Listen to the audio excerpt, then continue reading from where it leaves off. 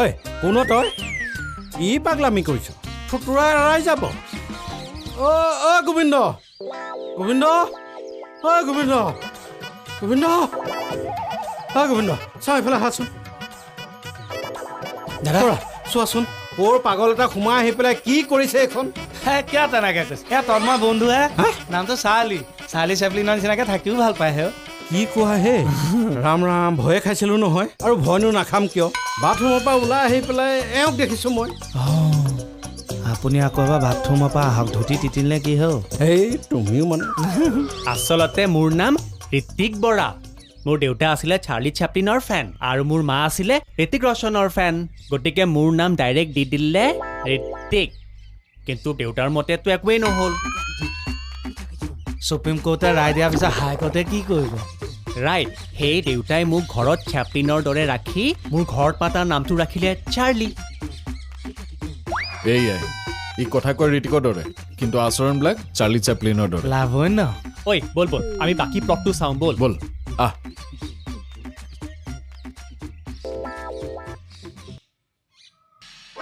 অ গোবিন্দ এওঁ কিয় আহিছে কি ফাইনেল কৰাৰ কথা ক'লে তাকে ময়ো দেখোন দালিখিনিত মাটি দালি এটা পোৱা যেনহে পালোঁ দালি হা মাটি দালি বুজা নাই নাই বুজা ভাবক হে ডাল মে কুছ কালা হে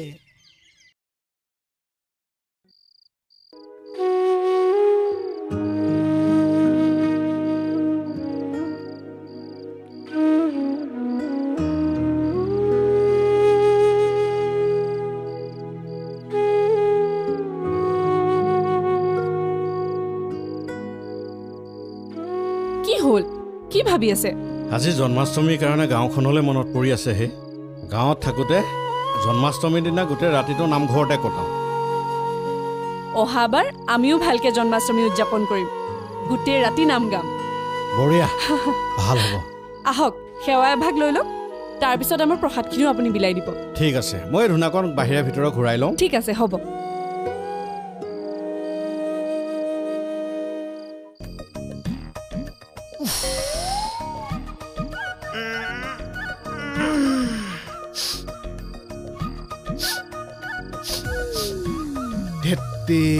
গোটেই কাপোৰবিলাক গোন্ধাইছে নহয় সদায় সদায় একেডাল কাপোৰকে পিন্ধি আছোঁ নাই নাই জানক লগাই পেলাই বিয়লি বিনিয়ামনৰ পৰা গোটেই কাপোৰখিনি লৈ আহিব লাগিব দেই এইডাল কেনেকৈ পিন্ধি থাকিম নাই নাই নাই নাই যি হওক আজিয়ে ধুই দিব লাগিব উপায় নাই আৰু এইখনে লৈ যাওঁ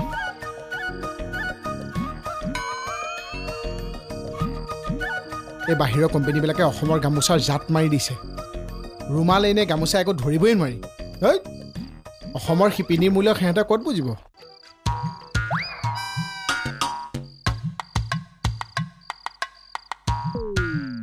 কৃষ্ণ প্ৰভু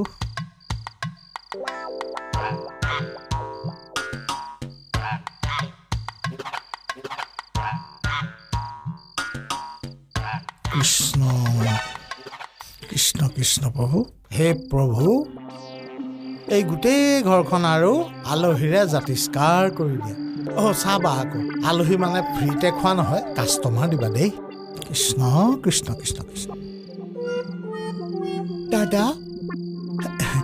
প্ৰভু কোন এইফালে দাদা অঁ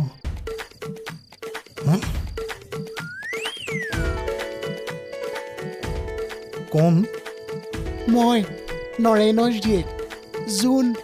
কি কৰিছা সোণ সোণ নহয় মানে সোণ মানে কি কৰিছা কোৱাচোন মই মানে গুৱাহাটীলৈ প্ৰথম আহিছোঁ প্ৰথম আহিছা অঁ দাদা অঁ শুনিছোঁ কোৱা মই মানে প্ৰথম আহিছোঁ অঁ তাততে মানে নকৰিব লগাটো লাগিল কৰিলোঁ এতিয়া কি কৰিবা এতিয়া শুনিছোঁ আপুনি বোলে ৰুম ভাড়ালৈ দিয়ে বিয়লিৰ বৃন্দাবন কিন্তু বৃন্দাবন নহয় জানা পুৱাৰ পাৰিজাত ডেইলি দিয়ে নে ভাত দিম কিন্তু ঘঁহিছা জানো তাত আপুনি গোটেইকে পদ্য কৰি পেলালে তেতিয়াহ'লে চিধাকৈ কোৱাচোন কি কৰিবা এতিয়া কোৱা মোক মানে 4 দিনমানৰ কাৰণে এটা ৰুম লাগিছিল 4 দিন 4 দিন নহয় 4 বছৰ 4 বছৰ 4 বছৰ নহয় 4 যুগ 4 যুগ যুগ নালাগে তাৰ পাছত তুমি গোটেই মালিক বুলিয়ে ধৰা আৰু জান ইমান মৰম ৰ'ব হৰমোহন দা আপোনাৰ এই চৰিত্ৰ আজি ধৰা পৰি হে, গ'ল নাই, নাই, না? নাই। এইটো চৰিত্ৰ লৈ আপুনি আশ্ৰম খোলে লাজ পোৱা নাই আপুনি হা কিয় তেনেকে ভাবিছা আচলতে ভুল তোমাৰহে তুমি কিয় এনেকে আছা হেৰি মই জানোৱাৰ নহয় এসপ্তাহ একেসোপা কাপোৰ পিন্ধি পিনি গোটেই কাপোৰ গোন্ধাই গৈছেগৈ এই জনক ক'ব বিয়লি বৃন্দাবনৰ পৰা মোৰ বেগটো লৈ আহিব চিম্পুল সেইটোকে আগত ক'লেই হ'ল কিয় গৰম উঠাই দিয়া ধেই গৰম মানে হেৰি গৰম নহয় জানো ফেন চেন নাই কিবা গৰম আৰু গৰম গৰমটো ধেই খালি ময়ো গম পালোঁ কি তুমি বুঢ়া হ'লেও 10টা চৰিত্ৰ পাগল কৰি মাৰিবা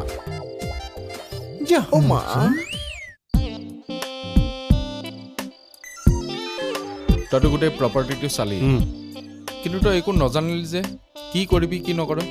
ফেণ্টাষ্টিক মই বিচৰা ধৰণেই হয় ইয়াত থাকি খুব ভাল লাগিব তই ইয়াত যি কৰ কৰিবি যি আৰু মই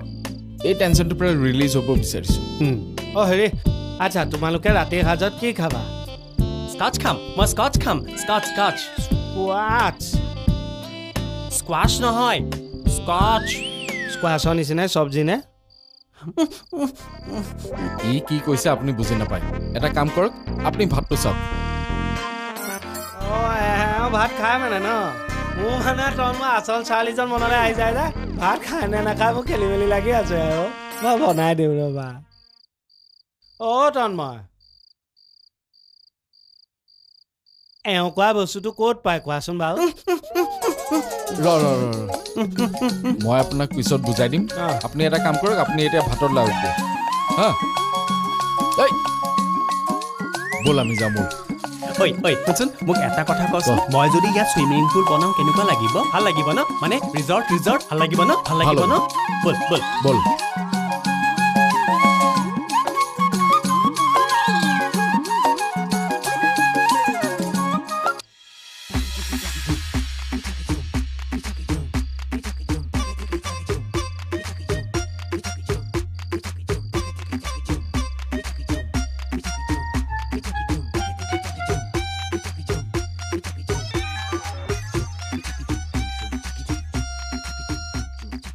কচম কিন্তু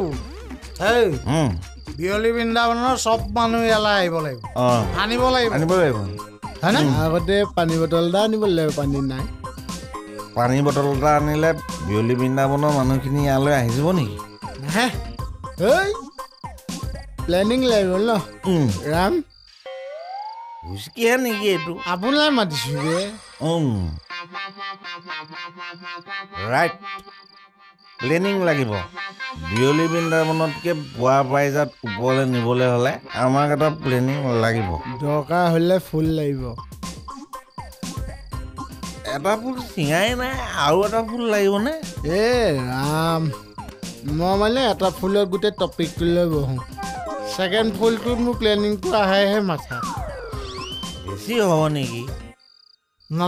নালাগে বেছি কথা পাতিব নালাগে এই যাম যা ফুল এটা লৈ যা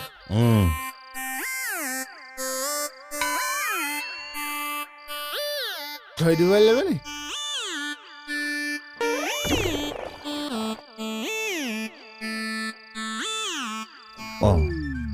পকেটত 30 টকা এটাহে আছে ফুল এটা কেনেকৈ আনিম কওক ৰাম আপুনি নহয় শ্ৰীৰাম আমাৰ হনুমান খুৰা মোক মাতিছো মাতিছো এক মিনিট অ'কে ক মাতিছ ক তই যে মাল আনিব কৈছ পইচা ক'ত আছে বাকীকে লৈ আছা হয় নেকি কোনখন ৱাইন শ্বপে বাকীকে মদ দিয়েও আৰে বাবা বুজা নাই কিয় আমাৰ পুৱাৰ পাৰিজাতত যদি এপাহ ফুল ফুলাবলৈ এটা ফুল লাগে কিহৰ আপত্তি হে আৰে যা না তাৰপিছততো আৰু গোটেই ফুলেই ফুলিব হয় নেকি এটাহে এইডালে দেখোন প্লেনিঙৰ নামত এটাৰ পিছত এটা ফুল মাৰিয়ে আছে মদডাল খোৱাৰ পিছত ক'ত প্লেনিং ওলায় মদ খোৱাৰ পিছত মুখেৰে বমিহে ওলাই দেখোন যা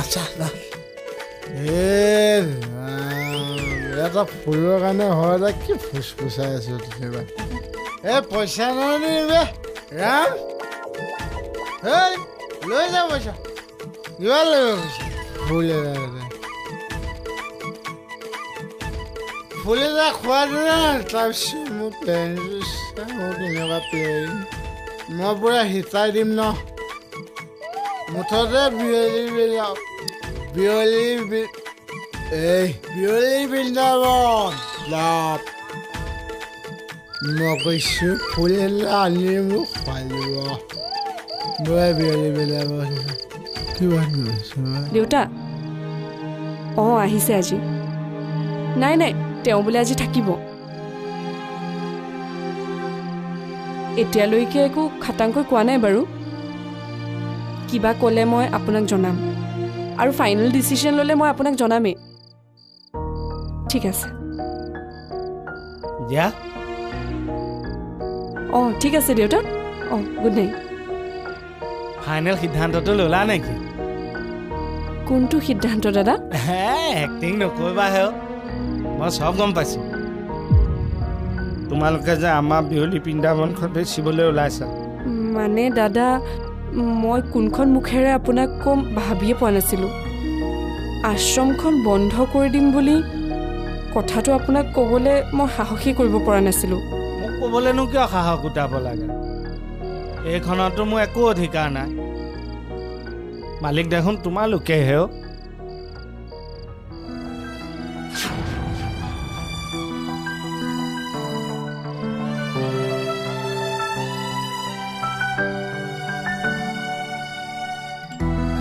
প্ৰপাৰ্টিটোত আপোনালোকৰ অধিকাৰ নাই যদিও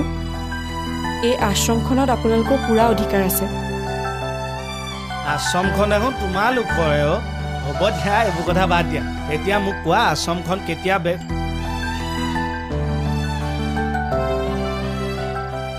বেচিবা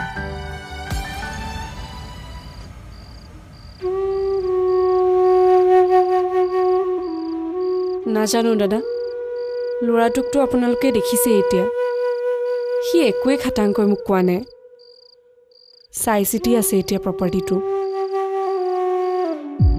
ইচ্ছা কৰিলে তেওঁ এতিয়াই কিনি ল'ব পাৰে আৰু ইচ্ছা নকৰিলে তেওঁ নিকিনিবও পাৰে জিয়া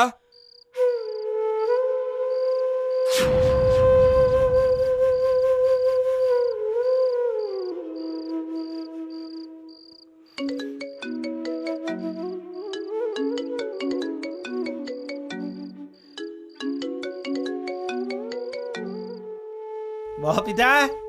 জানো তোৰ মনটো অকণমান বেয়া হৈ আছে কাৰণ